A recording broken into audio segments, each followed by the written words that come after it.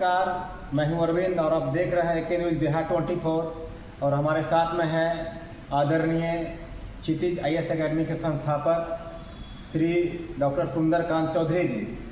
मैं इनसे जानना चाहता हूं कि सीता माता का जन्मस्थली सीतामढ़ी के पुनौरा धाम में था और उस पुनौरा धाम को पुनः सीता माता के मंदिर को निर्माण में सर का काफ़ी ज़्यादा योगदान रहा है और सर ने ही सीता माता योगदान मंदिर का नींव रखी थी। आइए मैं सर से बात करता हूं। सर नमस्कार, आप कैसे हैं सर? बहुत अच्छी। सर जैसा कि मैं सुना हूं और देखा हूं सर कि आपका कोचिंग है ना, क्षितिज IAS अकेडमी, उसका संस्थापक है सर आप। सर आप ये बताइए सर कि सीतामढ़ी धाम में पुनौरा धाम है सर, वहाँ सीता माता का जन्मस्थली था सर। तो सर इस प्रयास में सर आप लगभग 5 सालों से लगे हुए हैं सर। 15 साल से लगे हुए हैं सर। 15 साल से पहले कोई नाम तक नहीं जानता था सर कि पुनौरा धाम कहाँ है। तो आपने सर बढ़ चढ़कर आपने उसको पुनः निर्माण में अपना जो भी योगदान था सर आप लगाया था। तो सर अभी मंदिर का क्या चल रहा था?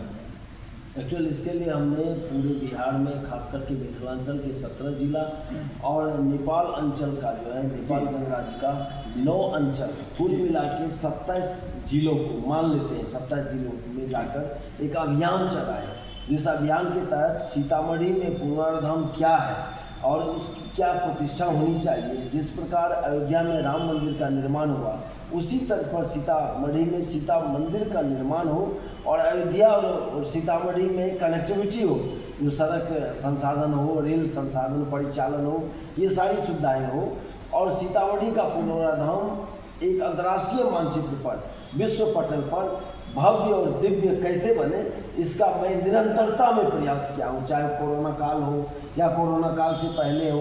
जिसका प्रमाण है हमारे जितने भी प्रतिष्ठित समाचार पत्र हैं या चैनल हैं, चाहे हिंदुस्तान है, दैनिक समाचार पत्र, दैनिक भास्कर है, दैनिक जागरण है, प्रभात खबर है, AP चैनल है, आज तक है, इन्होंने भी कवरेज किया है और लोगों ने काफ़ी मदद किया, लोगों ने सहयोग किया, लोगों ने मेरे साथ कदम से कदम मिला के चला और इसमें भी काफ़ी हम प्रासंगिक हुए।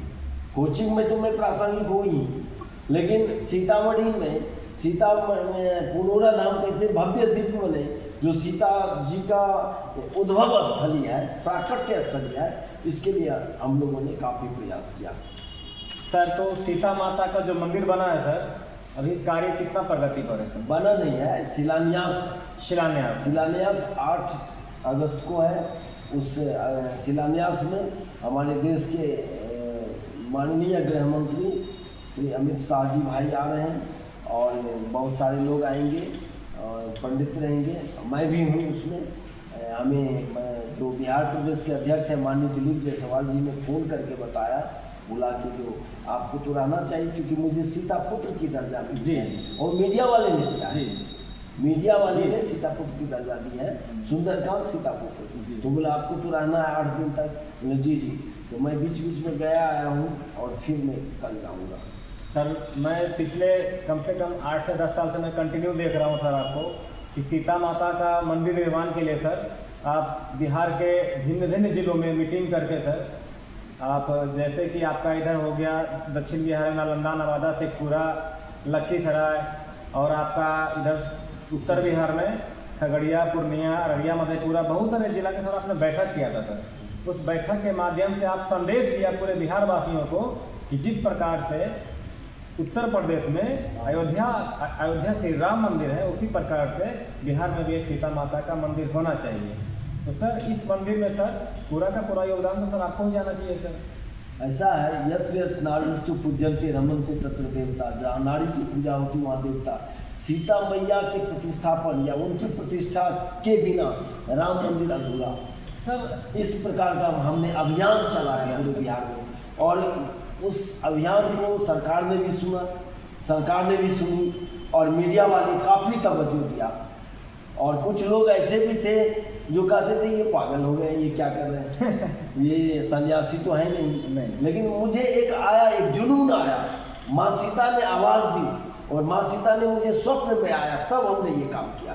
अपने अपने संसाधन से, किसी से कोई चंदा नहीं, जी। किसी से कोई सहयोग नहीं। आपको याद होगा जो मैं अपने घर पर ही सारे महंत का जो है सो एक भोज किए थे, सात्विक भोज। हाँ सर, उस मीटिंग में शायद आज हमें भी आप आमंत्रित किए थे। महावीर मंदिर का महंत बाबा है, हाँ। उस समय आप भोज भंडारा के साथ पूरा बैठक रखे थे, उस समय पाठ भी आप करवाए थे, श्री रामचरित मानस शायद हुआ था ना सर। मैं ये आपसे एक बात पूछना चाहता हूँ सर कि आप ये ख्याल कहाँ से आया कि बिहार में पुनौरा में सीता माता का मंदिर पुनः निर्माण होना चाहिए सर? ये बहुत बड़ी सवाल है सर। ऐसा है, जो किसी भी देश और संस्कृति का निर्माण तब होता है जब उसकी अतीत को संजोया जाता है, और जब हमारा अतीत ही नहीं संजोया जाएगा तो फिर संस्कृति का निर्माण कैसे होगा। और संस्कृति और संस्कृत दोनों में अन्योन्याश्रय संबंध है। तो संस्कृति को बरकरार करने के लिए सीता मैया की जो भव्य और प्राकट्य और दिव्य मंदिर विश्व पटल पर हो, ऐसा हमारा प्रयास से ही ये अभियान चलाया गया। और मुझे सीता मैया ने ही स्वप्न दिया, मुझे ऐसा लगा कि करना चाहिए, मेरा मन का। हालांकि बहुत आदमी हमको रोका भी, कुछ षड्यंत्रकारी भी नहीं, मेरी मीटिंग ना हो उसके लिए वो षड्यंत्र किया, लेकिन नहीं चला। जैसे बारिश हो रही मूसलाधार, अररिया में जैन मंदिर कैंपस में हमारी मीटिंग थी और अकस्मात गए तो बारिश थम गई। ये कई उदाहरण है, उसके कई भाजपा के जिलाध्यक्ष भी हमारे साथ, उन्होंने भी सहयोग किया है, काफ़ी सहयोग किया। सर आपके संगठन में सर ऐसे कितने लोग हैं जो सीता माता मंदिर में अपना योगदान आपके साथ साथ कदम से कदम मिलाकर चल रहे हैं सर? हजारों लोग हैं, है ना सर? हजारों लोग हैं।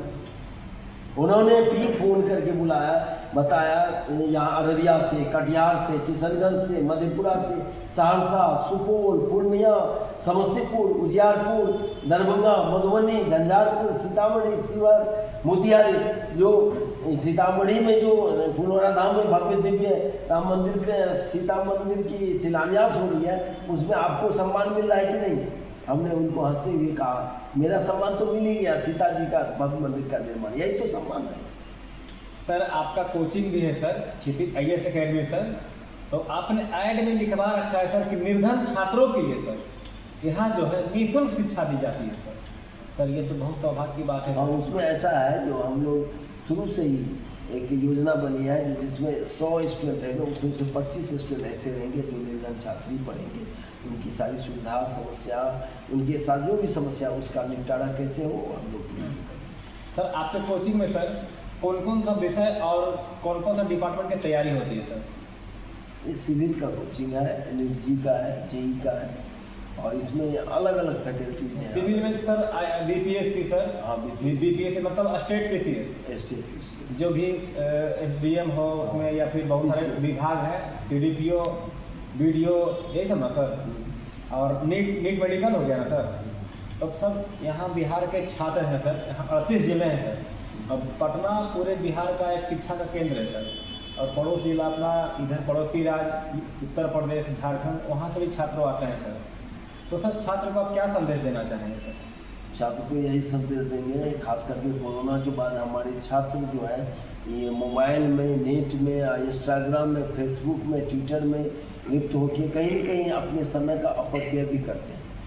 यद्यपि नेट कोई ये नहीं है, उसमें दोनों है, वरदान भी है, अभिशाप भी है, लेकिन ये लोग ज़्यादा अभिशाप को ही देते हैं, वरदान को नहीं देते।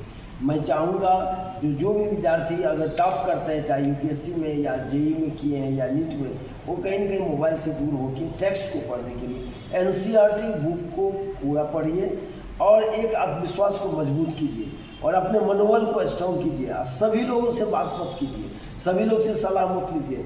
ज़्यादा आदमी से सलाह लेंगे तो ज़्यादा जोगी मठ गुजार हो जाता है। इसीलिए बच्चे को यही देते हैं, और अपने संस्थान के माध्यम से, चैनल के माध्यम से, आपके चैनल के माध्यम से हम बच्चे को शुभकामना दे रहे हैं। जो जिस चीज़ की तैयारी करें उसमें सफल हो, ऐसी हमारी शुभकामना भी है और हृदय से आशीर्वाद भी है। अभी अभी आपने देखा, मैंने डॉक्टर सुंदरकांत चौधरी सर से बात किया, और सर पुनौरा धाम सीता माता मंदिर का संस्थापक भी हैं, और संस्थापक में अभियानी है, अभियान चलाए सर, मंदिर अभियान चलाए मंदिर निर्माण के लिए। तो और सर का कोचिंग भी है, क्षितिज IAS अकेडमी, और क्षितिज IAS एकेडमी का सर संस्थापक है। और छात्रों को सर ने बोला कि मोबाइल में ज़्यादा समय देने से अच्छा है कि आप पढ़ाई पे ध्यान दीजिए। बहुत बहुत धन्यवाद। अगर अगले एपिसोड में जैसा होगा फिर मैं आपको दिखाऊंगा।